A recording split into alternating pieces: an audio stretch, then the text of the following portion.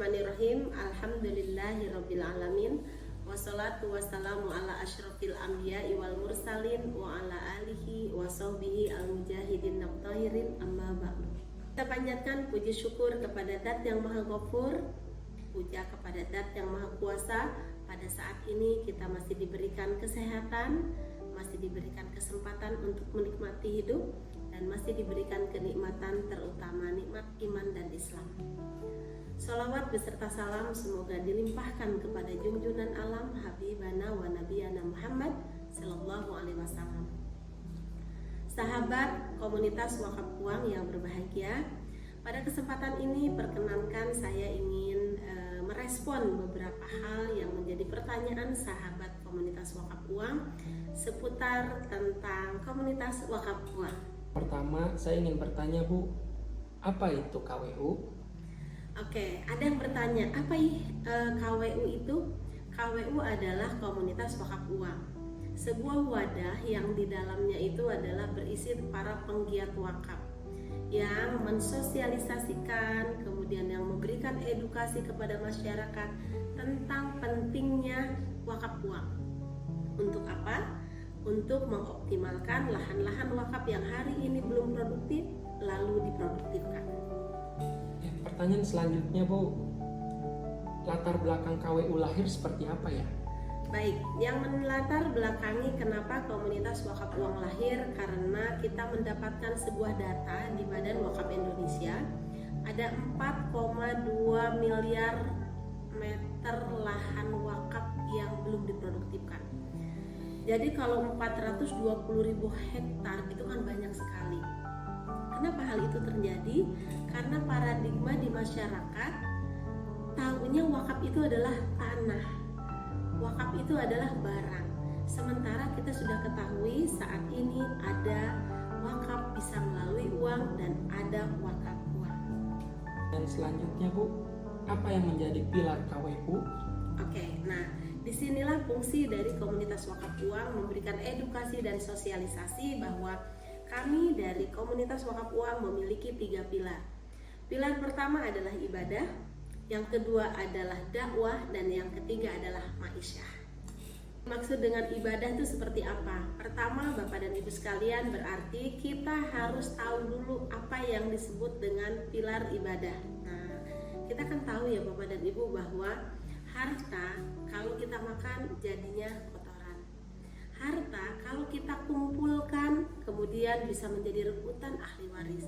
Dan yang ketiga, harta yang kita sedekahkan, yang kita wakafkan bisa menjadi teman setia di alam barzah. Nah, saat ini Bapak dan Ibu sekalian, kalau bicara tentang ibadah, sebelum kita menyampaikan tentang pentingnya berwakaf kepada orang lain, hal itu harus menjadi akidah, tauhid, dan pemahaman kita bahwa penting sekali berwakaf. Jangan sampai kita bicara berwakaf kepada orang lain sementara kita sendiri tidak melakukan. Nah, kita kembali kepada Quran surah Al-Munafikun ayat 10. Bismillahirrahmanirrahim.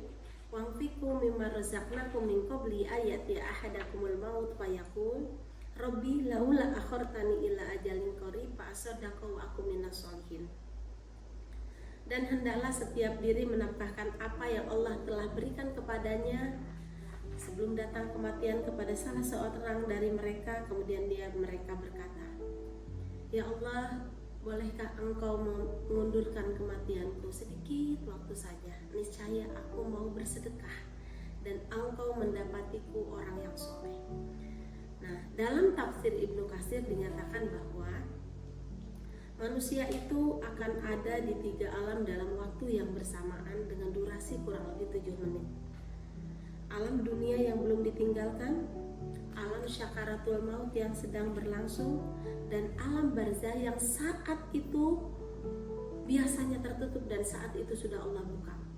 Dan calon mayit melihat dirinya berada di bawah naungan sedekahnya. Saat itu calon mayit sangat ketakutan, sangat menyesal karena ada hutang zakat yang belum dia bayar. Banyak perbuatan-perbuatan yang belum dia lakukan sebagai bekal amal soleh. Nah, oleh karena itu Bapak dan Ibu sekalian, mungkin diantaranya kita baru berzakat, berinfak, bersedekah, tapi belum melakukan wakaf. Nah, oleh karena itu pada kesempatan ini maka wakaf tidak perlu menunggu kaya. Wakaf tidak perlu menunggu harus punya sebidang tanah. Wakaf saat ini bisa dilakukan dengan mencicil dengan uang yang relatif kecil sesuai dengan keikhlasan.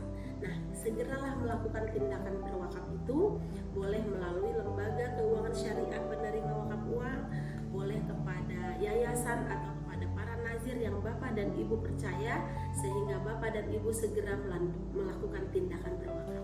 Oke Bapak dan Ibu sekalian, selanjutnya yang kedua adalah ketika kita sudah tahu bahwa ternyata berwakaf itu sesuatu yang bermanfaat, maka yang kedua adalah kita harus berdakwah, menyampaikan berita baik ini kepada orang lain. Dan di komunitas wakaf uanglah kita memiliki komunitas yang saling mengingatkan untuk tumbuh dan berkembang lebih baik lagi.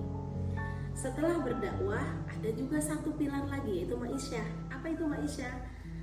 Bagaimana caranya kita semakin kaya, semakin dermawan, semakin kaya, semakin kita banyak berbagi. Nah, di komunitas wakaf uang pun kita melakukan ekonomi secara berjamaah. Jadi kita memiliki banyak perusahaan yang tergabung di komunitas wakaf uang, di mana Bapak dan Ibu bisa bergabung, berkarir menjadi entrepreneurship bersama kami. Di antaranya apa? Ada M-Postel, ada Osha Travel atau umroh, dan ada juga produk-produk kesehatan dan kecantikan. Untuk lebih jelasnya, mari Bapak dan Ibu mengetahui lebih banyak lagi melalui sahabat komunitas wakaf uang. Demikian Bapak dan Ibu sekalian pengantar mengenai komunitas wakaf uang. Semoga Bapak dan Ibu bisa bergabung bersama kami. Assalamualaikum warahmatullahi wabarakatuh.